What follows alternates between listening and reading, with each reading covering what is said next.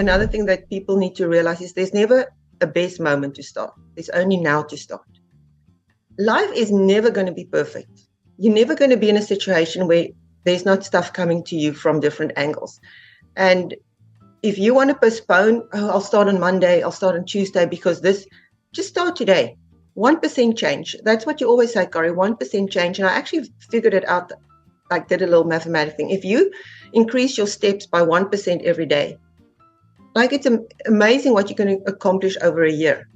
Hey guys, it's Corey from Redefining Strength. Welcome to the Fitness Hacks Podcast. Today we're going to talk about managing menopause. As early as our late 30s, we can start with the symptoms of perimenopause. And so we want to make sure that we're doing everything we can as early on as possible to address the symptoms and know how to handle them and adapt as our needs, as our goals, as our body changes. Because we cannot avoid the hormonal changes that we're going to see. So in this episode, I want to go over mindsets to have to really get the most out of everything. Make sure that you're meeting yourself always where you're at. I want to discuss a great recipe with 5 amazing ingredients to help with those symptoms that we might see during menopause. I'm also super excited to share an interview I did with one of my magical managers, Susa, and her menopausal experience and what she did to combat the weight gain that she saw coming on and how she even learned to give herself grace and really embrace who and what she was as she went through this phase of life. And then I want to end with some great workout tips and a great workout design to help you build, strengthen, lean muscle mass because it is so important that we really focus on that body composition, that strength so that we age functionally well.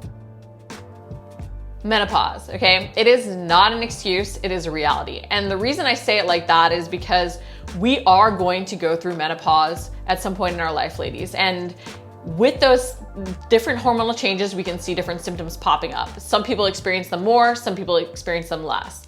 And we need to own that this is going to happen if we want to meet ourselves where we're at to see the results that we want.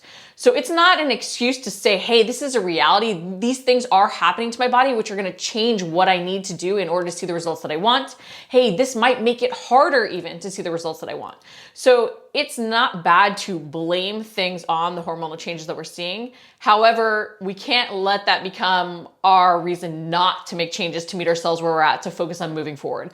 Because just because these hormonal changes are a reality, they are an excuse even for why certain things are happening, we cannot just keep blaming them and not do what is within our power to control to move forward. So if you are going through menopause, if you have started perimenopause in your late 30s, 40s, whatever else, and you're starting to see those hormonal changes, it is key that you take that step back and realize what used to work may not work any longer. You've got to change your mindset from one of just pushing harder, trying to do more, to really focusing on meeting yourself where you're at, realizing that day to day at times, what you need is going to change. The more you can embrace that mindset of giving yourself grace to meet yourself where you're at, the more you're going to be able to adjust and adapt as your body changes. And I bring this up because I also think it's really important that we note that it's not just the hormonal changes we're seeing right now that impact our results. It's also all of our previous dieting and workout practices adding up. And a lot of times we blame age, we blame those hormonal changes when it's the fact that we've always turned to doing more, cutting our calories lower, trying to train harder, instead of designing systems to all work together. So as you're encountering those hormonal changes, take that time to step back and assess what is really going on with your body. The more you can say, hey, I'm not sleeping as well. Hey, I'm not recovering as fast. Hey, the macro breakdowns or the way I was fueling is not working the way it used to. The more you can then make changes that will truly move you forward. But if you keep that mindset of just pushing harder, just pushing through, just trying to ignore it, even trying to say, oh, I don't want to make excuses, you're not going to really realize your new reality. Because whether or not it is even menopause or, other lifestyle changes, maybe you went from being single or, without kids and now you have kids and your schedules change. We always need to be open to adjusting and adapting because that's the only way to allow ourselves to truly move forward. We can't just get stuck on what used to work. And we also have to realize that a lot of time what used to work, what made us lose the weight in years past, is also why we're struggling more now. So we have to make sure that we are taking that step back to assess what is our body, what is our mind telling us, and how can we best meet ourselves where we're at. Because with this and the step back, as much as it can feel like negative, it is really embracing controlling what you can control to meet yourself where you're at, because moving forward might not look the same. And that's a-okay. We have to accept it. So I think a big thing when you're starting to encounter these changes, which can even dictate different things day to day, it can mean you have great energy one day and not so great energy the next. The more you can really give yourself grace, accept that you can only control what you can control and do what you can to move forward, knowing that sometimes you do even have to, get out of your own way and push, or get out of your own way and step back, but you have to be willing to adjust and adapt, the better the results that you're gonna see moving forward, even if it's not exactly the way that you envisioned. All right, well, I'm super excited to have Susa, one of my amazing magical managers, on my podcast to talk about managing menopause. So Susa, you shared an amazing picture with me of a transformation you had during this time. And I thought your story was so interesting of how you really not only embraced the changes, but felt like your most fabulous self as you handled them. So can you talk a little bit about your story, about the recognition that you were going through these changes and like what you did with it? Yeah, so I call it my yellow skirt moment. So I had this beautiful yellow skirt that I loved, and it would always pick up my spirits. So one morning I took out the yellow skirt, as I always do, put it on, and it didn't fit over my waist. So just to rewind, it's not like I haven't had this skirt on for a long time. I actually had it on the week before and it was fine. So that was the big first aha moment of, oh my goodness, this middle-aged spread is really real. Like, you can't just carry on life as usual. And at that stage, I was active. I've always been active. I run, I boot camp, do all the stuff that you think you're supposed to do. And although the symptoms was there, like night sweats and hot flashes, in your mind, you're like, no, I'm not that old. Can't become my mom, that sort of argument. But I also realized that deep down, something wasn't right, because I was very tired. Doesn't matter how I adjust eating and whatever. So I did rush off to the doctor. I had all the blood work done. I struggled a lot with high blood sugar. So I would be running up a hill, and when I get to the top of the hill, I would be like, want to faint. I had to sit down. I was like, oh my gosh, I'm having a heart attack. So after the doctor I went, we did all the tests, and it basically came back, the realization of I'm in that stage of my life, So I think it means for everybody something else. For me at that stage, it was probably, like I say, a little bit of mild depression, realizing that this is where you are in life, maybe a little bit of madness and craziness because the hormones is not good. So just warn the husbands beforehand if you realize this is coming your way. But I also realized that it's not something to be afraid of. It's part of life. It's a journey. And it's what you do with that journey and how you embrace that journey. So we can sit in the corner and feel sorry for ourselves, or we can embrace this. And I think we are so blessed with all the signs out there. I think about our parents, our mothers and our grandmothers who did not have this. It was not even talked about. So here we are talking about it. You can share your feelings. You can share where you are. And I think the big thing that made a big change for me was when I started researching. And I was thinking about this beforehand, and I'm like, I also want to say that there's so much information out there that when you do research, make sure that you're researching the right people, So luckily for me, I found you, and that made a big difference for me to realize how stuff works and how stuff fits together, and how eating the correct foods, combining with your workout, actually is what gives you success in life. I think you hit on something that's so key, even in the example of the yellow skirt and just the week before it fitting, because changes can occur very quickly. And there can be all these symptoms that we do tend to ignore because we say, oh yes, I'm not this age. That's what happens when you get older, where we don't even realize that perimenopause can start as early as our late 30s, right? We're denying things that are going on instead of owning the struggles. And I think the more you can say, hey, this isn't a bad thing, but if I don't handle it, I'm not going to see the results I want. Exactly. And I always think to myself, if I can go back in time and talk to Susa at 40, I would say, prepare yourself for this stage. Because of all the information that's out there, it's not just information for when you finally hit menopause. You can actually prepare yourself and be in such a better space when you actually hit menopause. Not saying that your symptoms will be less, or that you will feel better, or you won't get pick up weight around your belly. I'm not saying that. All I'm saying is I think that if I realize what is really happening to me and I started earlier, I wouldn't have needed to lose 27 pounds because that 27 pounds just crept up on me. I never in this whole time thought that I was overweight until I put on the skirt. And then I think another big aha moment was, even though the skirt didn't fit, I was still like, dabbling, I was big into long distance running, long distance swimming. I was doing mini triathlon. So that long endurance stuff that I'm not saying don't do it when you go through menopause or when you're in menopause, but that's not beneficial for your body at that stage. So the magic key, if I might say it now, is strength training. Like we can like hop around this and worry about this and talk about a lot of different stuff. But I'm telling you what worked for me was when I actually realized that if I lift weights and I work on building lean muscle mass, and I'm not telling that you need to become like the Hulk. That's not what I'm saying. And anyway, we don't have like you all know, we don't have the hormones to become like that. There's a lot of work that goes into bodybuilding.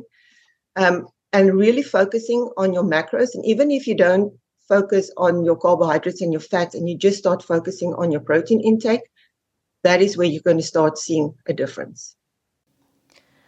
I think it's so important that like people really do take to heart we can plan for a better future and control what we can control. Like you can't control the hormone changes. You can't even fully control how like menopause and those hormones are going to impact you. Some people don't have a lot of symptoms, some do. But you can address improper, and I do say improper dieting and exercise practices because so many of us have been brought up with the eat less, train harder, do more cardio, all this attitude. And it's not that you shouldn't do what you love. Like if you love triathlons, if you love running, don't stop doing it, but address the other aspects that can make sure that you're meeting yourself where you're at with those things. So eating enough to fuel those things, but also doing the strength training that will pay off in those ways. But there's so much you can control that won't allow those things to creep on. Yeah, 100%. And I think the other thing that people need to realize is that it is not an overnight fix. It was something that I've been thinking a lot when we were preparing for this. And I'm like, if there's something I want to emphasize is this is not a 6-week fix. You can do a 6-week body transformation challenge. You can do, but this is a lifestyle change. And it starts with one small step. And you have to remember every step you take every day is one step closer to the goal. Is it 100% fun journey? No, it sometimes sucks, man. I'm telling you, there's days where I would love to just down 4 cocktails. But back in my mind, I also know that I'm going to pay a massive price the next morning because of that, because the days of recovering quickly after a spin out day is not that easy anymore. It takes me, well, I can tell you an example. It was my husband's birthday a week ago. So, I mean, like I had some cocktails, we had some nice food. It literally took me until this morning to really, so 2 weeks we're looking at, before I could really see the bloat is gone, the water retention is gone, the number on the scale is where it should be, because realistically I weighed myself because I just wanted to see, and I know it's not fat, it's just everything that was going on. But it's a long-term commitment, and you really need to know why you want to do this. But it's recognizing that at any point we can make those changes, and it's always about meeting ourselves where we're at. Like our body is constantly evolving. Like if you think about like when you're in your 20s, you see all those college kids eating. And I even think about like Brian and I saw some pictures of like Vegas trips we'd had where we're like, how the heck do we eat a burger, have a shake, have another shake, go out and get that fried food, then have those drinks? And you're like, how did we survive the next day? You know, like, but instead of like lamenting that or looking back on that, just realizing that we have to meet ourselves where we're at. We can still have a lot of fun and find a lifestyle balance. I mean, no, you can't do what you want whenever you want, but that's true about every aspect of life. We can always meet ourselves where we're at to move forward and find that new balance that works for us. Yeah, definitely. I agree with you. And I like, for me, something that I adjusted to is that I would have, if we're going to go out for supper, I don't even look, I look at the menu before I go. I make a decision on what is going to work for me that I can enjoy. I don't even look at the menu when I walk into the restaurant. That is the food I'm going to eat. Non-negotiable. If my macros is at a stage or I'm working at a specific goal and I'm not drinking at all, I would order club soda with lime. I would ask them to bring it in a wine glass. Nobody's going to ask me. It's in a wine glass. Everybody's just going to assume, and you're away from the peer pressure as well. So if somebody asks you what you're drinking, just enjoying a drink. You don't need to tell them that you don't need to go in saying, oh, I'm on this diet and I'm not drinking, and just fall into life easy. Like, you don't need to explain yourself and your journey to anybody if you don't want to. I think that's such a key thing to remember, because I do think we can feel weird about the changes we're choosing to make, but we need to have that recognition that we're choosing to make these decisions. We're choosing certain priorities over another, and there's always that choice, and there's going to be an evolution. There's going to be times where on your husband's birthday, you do have too many cocktails and have to recover for 2 weeks, but then there might be other things that you're like, hey, this isn't worth it for me. I want to feel good for X, Y, and Z, so therefore I'm not going to do it. And it's just feeling really comfortable with that choice, which I think can be hard, because we always look back and we look back and there's rose-colored glasses, right? So things look better, like, oh, we used to be able to do this. But I think we look back and we wish for that time, which then can make us feel worse about the time we're in now. So in terms of somebody sort of saying, I'm having troubles letting go of what was, what advice would you give them? The nicest thing for me in being postmenopause is the freedom that comes with it. I don't need to plan anything around periods anymore. You can just do what you want. You can pack up and go. You don't need to worry about that part of life anymore. The freedom of, I'm so comfortable with who I am because I embrace this change. I really don't care about the cellulite on my legs anymore. I wear my shorts. If somebody wants to say something about it, it's their problem, not mine. I embrace the days that I have energy. I embrace the days that I don't have energy. And I think it is really being comfortable with yourself, to really go and tell yourself that you are an awesome human being and you're just going through a natural process of life. I have this philosophy that if I get up in the morning and I shower and I look in the mirror and I don't have anything good to say to myself, I leave. I never try and say anything negative about my body and my body image. And even some days, if I just have to say, oh my gosh, I've got very big feet. And because I've got big feet is because I've got very, very skinny, lean toes. So some days the only thing that looks lean on me is my toes. But then I would go like, you've got awesome toes, man. Like, just rock those sandals today. So I think that is the big thing, is really just embracing who you are and not worry about the rest of the world and all that advertisements. And I think the pressure from the film industry. You look at the Jane Fondas and the women in their 50s and 60s, and you go like, oh my gosh, Jennifer Lopez, they look amazing. You have to remember they are surrounded by a team of experts that are there to make sure they look that way. They don't have to do all the stuff that we do. Yes, they've got challenging works, and I'm not saying that they don't work as hard as what we do. Obviously, they work as hard as what we do, but they have a team surrounding them. They have people that helps them. So coming back to what you said is reach out for help as well. We maybe not have this massive team, but there is people like Redefining Strength that will help you on this journey to decide where you need to be in life. I think too, it's finding that balance. And you brought it up like, hey, you don't have to accept gaining weight, right? But at the same time, and I think this is true at every age, at every stage of life, as we're working towards any goals, it's not just accepting that something is going to happen because we're a certain age, because of hormone changes. At the same time, also embracing that things do change as we get older. Things do change with different lifestyle phases, and owning who and what we are and loving ourselves in that process is so important. And especially during the hormonal changes of perimenopause and menopause, we do see an impact on our anxiety levels, our depression, our body image. And I think even being aware that this is part of that change, to then find strategies to help motivate yourself, keep yourself positive, is so important. And I mean, if that means that you need to buy different clothes that makes you look better, then buy clothes that makes you look better. You don't need to wear the clothes you wore when you were 20 years old. You don't need to even weigh the weight. I think that's another thing that we can talk about, is when you are not going to have the body that you had when you were 30. You can work hard, you can work hard, and you can definitely have changes in your body. And there's no reason for you to give up and just become this blob of human being. That's not what I'm saying is. But I also think you need to realize that you are not 20 years old anymore. And it's going to take a longer time to see all these changes happen for you. You've potentially also done things for longer that aren't the same. Your hormone levels are different. And I think it's recognizing that our body is changing at every age, every stage. And the longer you even start doing certain habits, the more you're even going to see adjustments, even though you're not losing the weight or gaining the muscle, even though it's sort of like you seem like you're staying stagnant or like maintaining. But even in maintenance, there's progression and adjustments that happen in your body, and your body's constantly shifting and evolving. And there's so much you can accomplish. But yes, it is embracing that as we get older, as processes change, as hormones change, things are going to take a different amount of time.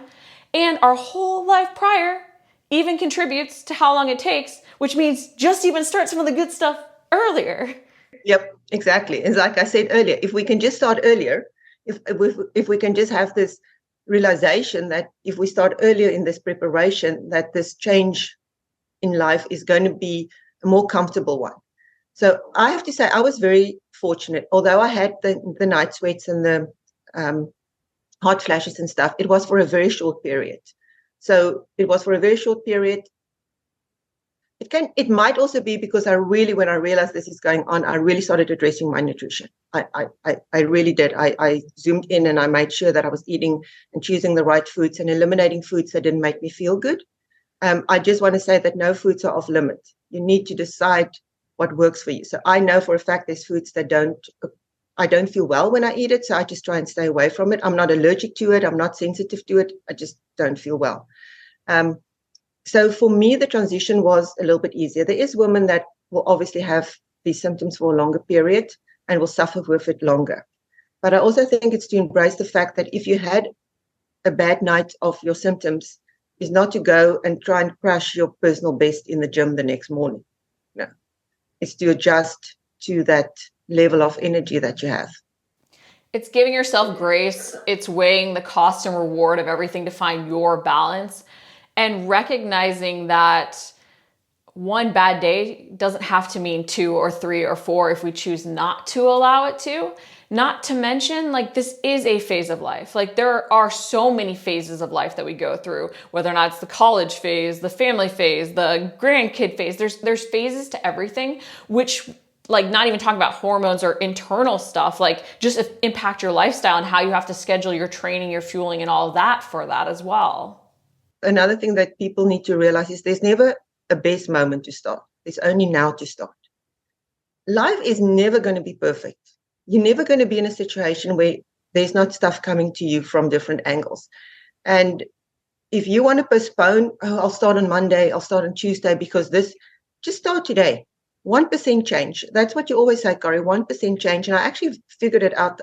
I did a little mathematic thing. If you increase your steps by 1% every day, it's amazing what you're going to accomplish over a year. It's not even a big change that you need to do. 1% better on protein, 1% better on your step count every day. Just start there. That's already such an improvement on what you were doing, and it doesn't need to be logging your food immediately, just being aware of what I'm eating and stuff. And I always think people always say no, I'm eating a lot of protein, and then they start logging and you're like, oh yeah, you're actually not eating a lot of protein. So if you want to log something, log protein and just see where you are, and just have that aha moment of, oh my goodness, I'm actually not even close to what I should be doing. It's that self-awareness that we need to build more of to meet ourselves where we're at. Because I do think it's that struggle of what used to work isn't working any longer. And it's okay, we'll get a good picture of where you're at right now to make those accurate changes. And as much as we, want that perfect moment, we want to do everything that we can. I do think that is what keeps us stuck. We wait for that, January where we have the New Year's resolution and we do it for 21 days. But also because we base so many of our systems and habits on that perfect span of time, all of a sudden life gets in the way, we lose a little bit of motivation, and it's we can't do anything because we never learned how to actually handle life and what it's going to throw at us. And that's where we get sabotaged by our own desire to do sort of that all or nothing attitude. Yeah, totally. And, people, another excuse that I hear a lot is, but I have to cook for my family. Well, change the way you cook for your family, so it will fit for what you need to eat. You don't need to make separate food for you. My family just adjusted to whatever. And sometimes I had to make maybe a little bit extra protein, or maybe make my protein in a different way. But I never changed the way my family, I just adapted our whole lifestyle to what was good for me, because at the end of the day, it was good for them as well. Yeah, more veggies are horrible for them. More protein is horrible for them. I mean, I just stopped buying junk food. I just stopped buying it. It wasn't in my pantry anymore. So that temptation of overeating on the junk food wasn't there for me anymore. And was it beneficial for everybody in the family? Yes, of course. So eating junk food became like a treat. It wasn't like an everyday occurrence anymore. And also, even if you do want to have specific family meals that you love, even putting those in first to work the rest of your day around it to have protein at other meals, there's always a way to own your priorities instead of letting them become your excuses. Yeah, no, I totally agree. And I think the big thing is to stop making the excuses. And I'm not saying it's easy. I want to emphasize that again. There's going to be hard days, and there's going to be days where you're just like, I don't want to do this, and I want to be out with my girlfriends and have a bottle of wine and all of that. But you need to weigh up. It's not just about the way you look. I think it's the way you feel. I think the thing that I like the most about myself at the moment is the fact that I have energy. Like, man, I've got energy. And yes, some days I need to take a 20-minute nap. I will confess. I'll come home and take a quick 20-minute power nap or 10-minute power nap. But I love the fact that I can go for walks. I can hike with my friends. I can do whatever I want. Do I have a perfect body? No. There's still work to be done, but I'm never going to give up. I'm going to keep focusing and trying my best and do the best I can in every situation, because I love the way I feel, actually more even the way that I look, because I like the fact that my sleep I was able to get, with a lot of work, get back to a good sleeping routine. I don't sleep a lot. I sleep some nights 5 to 6 hours, but it's a solid 5 to 6 hours. So I'll take that. That's way better than the previous times in my life where I sat on the patio for hours. So it's just feeling better. If nothing else motivates you, just think about feeling better, waking up in the morning and having energy for the day, or waking up and thinking, yes, I can do this workout because I have energy. I feel my body. I'm ready for this. It's getting that quality sleep, improving that recovery. And I know one of the big things for you too was talking about like body aches and pains and getting in that prehab work. And I think so often we just feel like, we can't get back to moving our best. But a little goes a long way, even in terms of that mobility work. Just adding in 1 or 2 minutes before that strength workout. Or if you want to sort of wind down at the end of the day, adding in a little foam rolling, stretching, and activation before you go to bed to sort of decompress from the day. But it's about understanding that our body is changing, and the more we can do things and control what we can control to make it move better, the more we'll feel our best, which really does pay off, so we can go on those vacations and do whatever we want.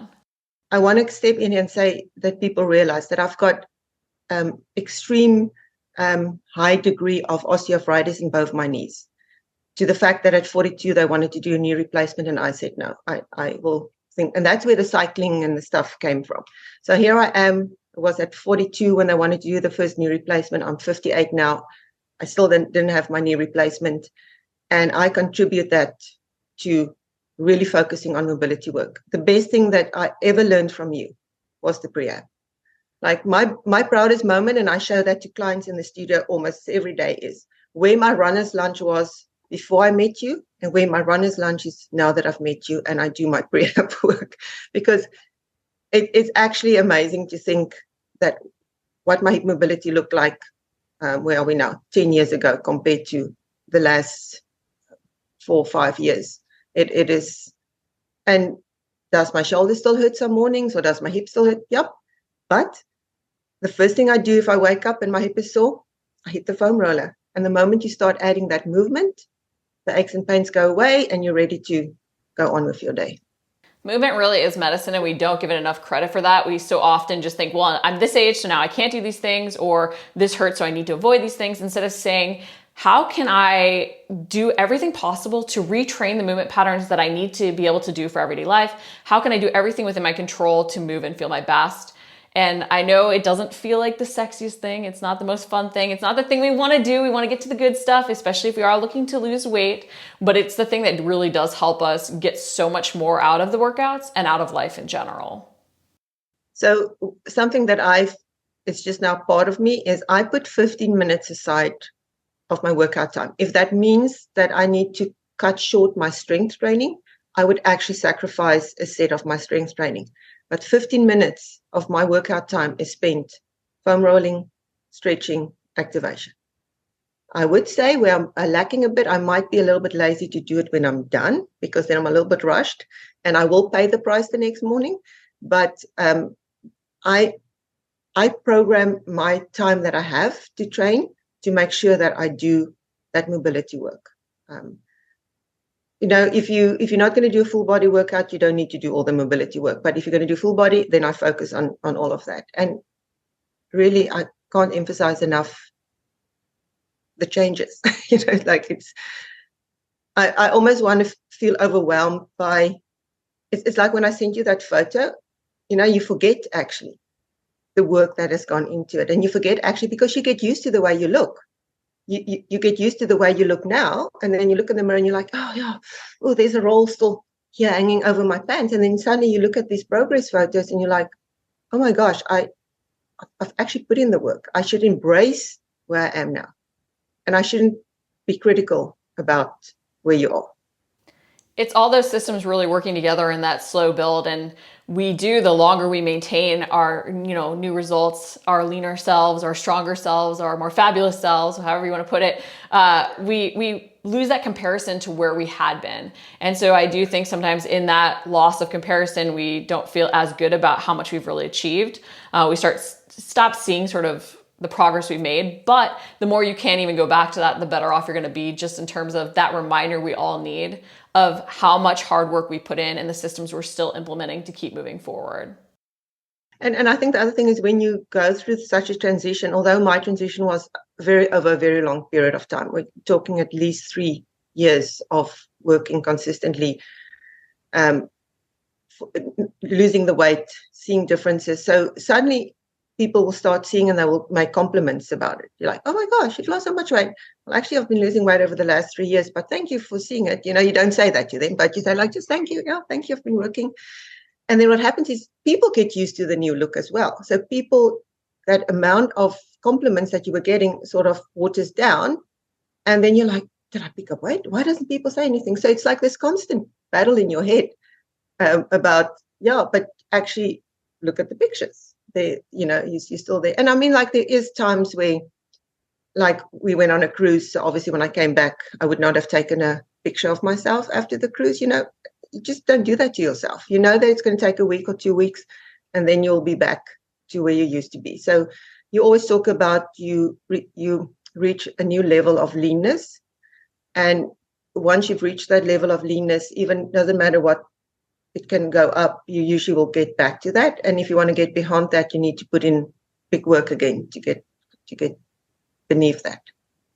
But it's celebrating those wins, and it's embracing that at any and every age we can make the changes that we want to see, but giving ourselves grace in the process and just recognizing that it really is going to be that process. It's a process you need to embrace, and you need to feel blessed that you are able to go through this process, that you've actually reached this age where you can go through this process and experience it. And like I said, don't focus so much on the changes, focus on the freedom that comes with it. The fact that you are mature, you have so much more to offer life. You've got wisdom, you've got the freedom to move around. Your kids, most of us, by the time we hit menopause, the kids are out of the house, so you have that freedom. There's so much stuff that goes with this age that we are in now, that you should also focus on that and embrace that.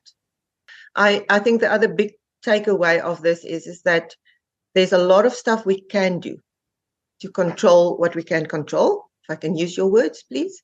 And then there's never giving up. Like, I think it doesn't matter how bad your day was. Doesn't matter if you ate the entire pantry. It doesn't matter, because tomorrow you start as if yesterday never happened. Like, just carry on. Don't dwell on what you did yesterday, because it's irrelevant. It doesn't matter anymore. It's behind you. You can't change that. Just focus on what's in front of you now. And this is what we can do now, and never give up. Because the moment we give up, we've lost the battle. So it's just moving forward, one step at a time. Boom. That's it. That is everything. Yeah. And, like you say, reach out. There's amazing coaches in our program that's gone through this, that understands what you're talking about, that can have empathy and sympathy with your feelings, that can talk you off the ledge when you want to eat the entire pantry. Just reach out, because there's a lot of people that are able to help you, for sure. Well, thank you so much, Susa. That was amazing, and so many great tips. So I'm sure everybody's going to really appreciate it as they're navigating these waters, this change in life too. So I wanted to share a great recipe with 5 key ingredients to help you manage the symptoms of menopause. This is a great recipe that you can include as a breakfast dish that you can make the night before, that's easy to grab and go. As much as many of us have even maybe done intermittent fasting in the past, especially for weight loss, as we enter menopause, it might not be the best strategy, especially if we're struggling to build and retain lean muscle and see the body recomp that we want. Considering then adding in breakfast, even if you haven't done that prior, might be a great option to meet yourself where you're at. But these are 5 key ingredients, and even if you use it as a snack because you choose to keep doing intermittent fasting, I think you'll really enjoy this recipe. The first ingredient is oats. Whole grains contain B vitamins that are important for your mood, and the fiber in oats helps prevent constipation and bloating that is common with menopause. We can see a lot of GI distress. Greek yogurt is the second ingredient, and it contains calcium and vitamin D to help minimize bone loss that occurs in menopause. Not to mention, vitamin D is required for calcium absorption.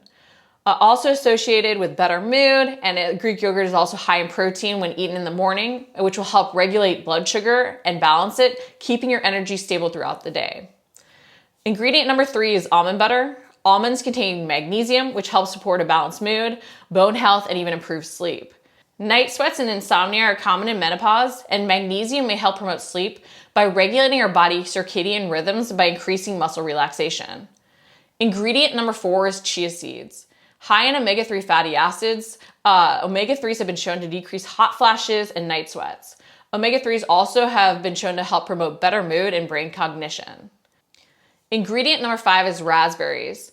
They're rich in phytoestrogens, which can act like estrogen in the body, reducing symptoms of menopause. During menopause, estrogen slowly decreases in the body, and eating foods like raspberries that can help mimic estrogen once digested may help decrease negative symptoms. Try this delicious breakfast, raspberry overnight oats. It's 450 calories, 35 grams of protein, 45 grams of carbs, and 17 grams of fat.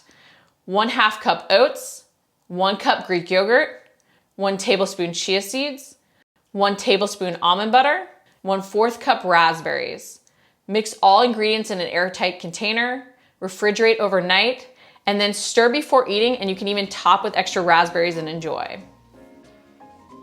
I want to share with you one of my favorite workout designs to use with clients going through menopause who are really focused on that body recomp, building lean muscle, and even seeing some fat loss results. This is a great workout design even if you're not in menopause, to really focus on strength gains and gaining muscle. And I separate those two things out because they are slightly different focuses. We're not just working on, building lean muscle to look leaner, but we're also focusing on that maximal strength to be able to lift heavier loads. And while we think, oh, why do I need to lift heavy? I'm not a power lifter. Really building as much strength as possible is what is going to keep us functionally fit till our final day on this planet. It's going to make sure that we are able to lift better and more quality loads to see better muscle gains, but it's what's going to help us prevent falls and fractures and be able to react more quickly in everyday life so that we aren't having injuries related to age. And then on top of that, we're being able to build that lean muscle so that we are, really functioning well and looking our most fabulous. So the workout design I really love to use is the 6-12-25. And this is such a fabulous design and was developed actually for bodybuilding because it's so efficient at gaining muscle because it combines 3 different rep ranges into one design to really push your muscles to failure and even hone in on those trouble zones. So especially if there's an area that you really want to build lean muscle in, that you want to see fat loss from, this can be that way to target those trouble zones a little bit more. And even if you aren't in menopause and you really want to focus on the strength gains, I would highly recommend that you do check this out, especially if you're entering the phase where you're starting to see some of the hormonal changes of perimenopause, or you want to set yourself up for success, because I can't emphasize enough how important it is that we start those proper dieting and training practices as early on as possible, because a lot of times what we associate with just menopause or just aging is improper dieting practices and workout practices catching up.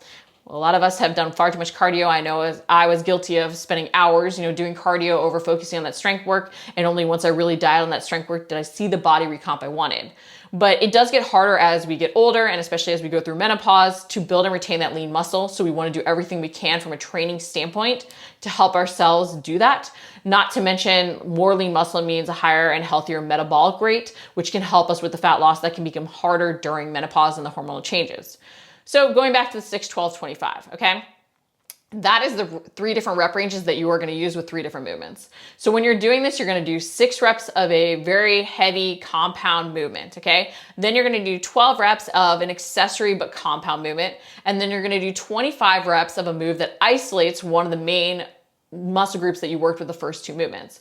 So when I think about doing this, and we'll use the legs for the example, you would think maybe a big barbell deadlift for that first 6 reps. You want to think about something that you are so challenged that you almost want to stop at 4 or 5 reps with, okay? So it's got to be a big compound movement where you're working multiple large muscle groups. You're able to really max out on those loads.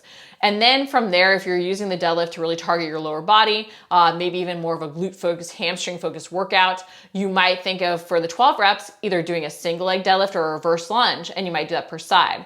When you're doing the 12 reps, you want to think about a weight that you can handle for about 8 to 12 reps. You don't want to be able to go over that 12 reps.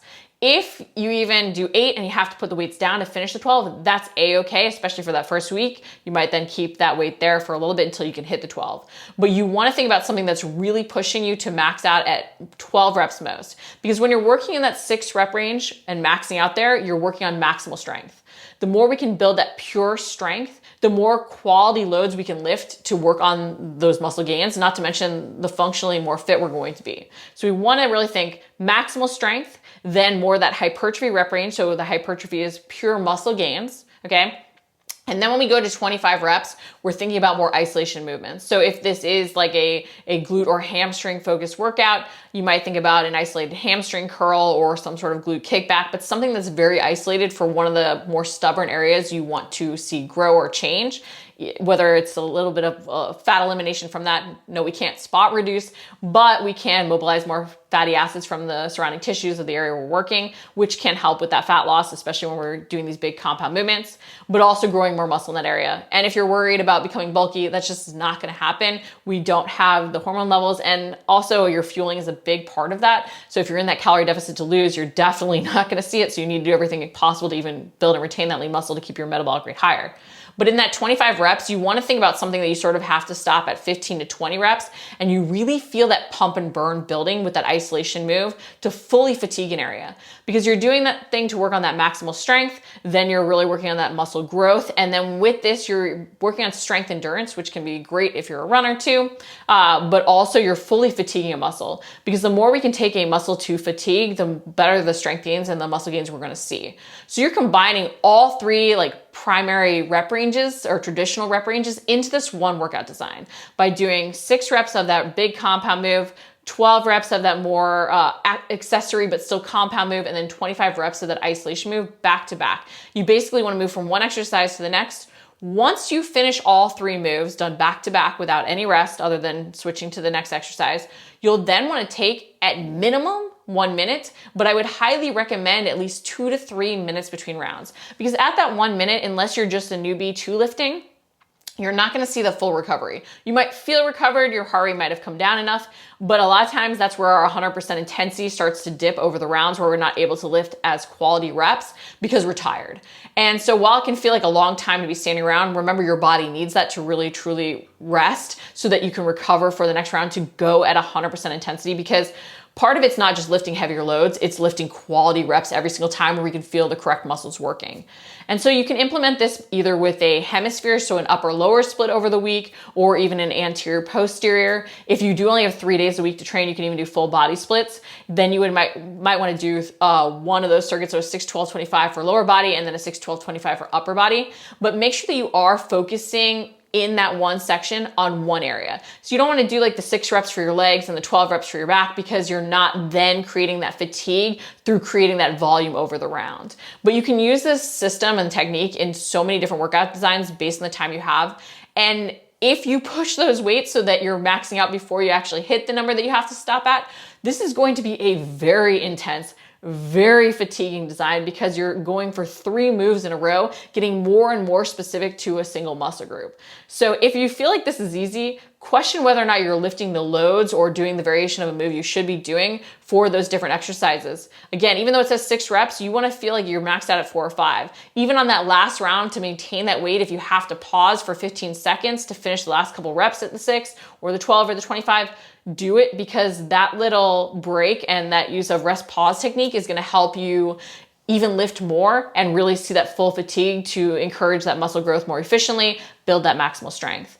But try this workout design if you are going through menopause. It's a great way to build lean muscle and see the results that you want, not only from an aesthetic standpoint, but even from functionally aging well and feeling really in control and functionally fit to take on any challenge that you want.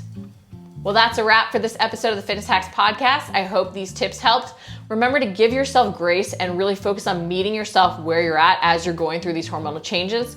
I think it's even key sometimes that we oversell the negative, so to speak, to ourselves, where we realize, hey, this is a reality. Even if you're not experiencing bad symptoms, knowing that that is possible, or knowing that it is okay to talk about these things, to seek out help for these things, is so important, because I think too often we deny what's going on and then we don't address it, and then things snowball and build up, and then we have more that we actually have to overcome than if we had just recognized in the first place. So please be open to sharing your experience. I'd love to hear how you all are combating the symptoms of menopause and what tips you found helpful.